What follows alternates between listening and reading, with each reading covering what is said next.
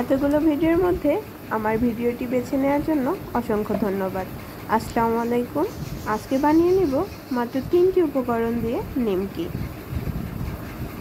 তো নিমকি বানানোর জন্য ফার্স্টে একটা ডো বানিয়ে নেব ময়দা, গোটা কালি জিরা, একটুখানি লবণ দিয়ে। তারপরে ডোটা একটা রুটি বানিয়ে ফেলবো। তারপরে রুটিটাকে নিমকির শেপে কেটে নেব। তারপর চুলায় বসিয়ে দিব বেশি করে তেল। তারপর সেগুলো ভাজতে থাকবো।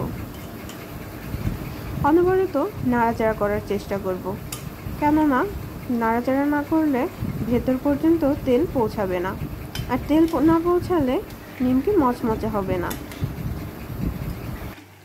নিমকি মচমচে করতে অনবরত নাড়তে থাকবো এবং বেশি করে তেল দিব।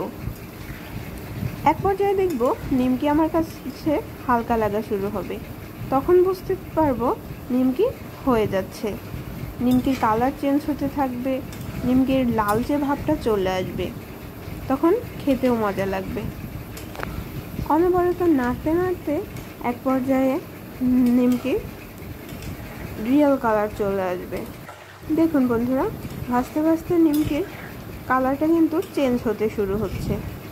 তো এভাবেই নাড়তে থাকবো যতক্ষণ না আমার নিমকির রিয়েল কালারটা না আসছে।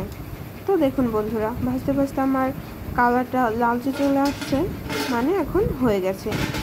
এখন একটা পেয়ালায় সার্ভ করব। তারপরে দেখবো এর ফাইনাল লুক। জাস্ট ওয়াও,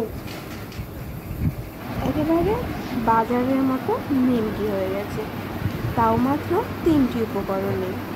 তো বন্ধুরা, আর দেরি কিসের? যদি ভালো লাগে এক্ষুনি ঘরে থাকা 3টি জিনিস দিয়েই আপনিও বানিয়ে ফেলুন মচমচে নিমকি, আর সবার সাথে ভাগ করে খান। আল্লাহ হাফেজ।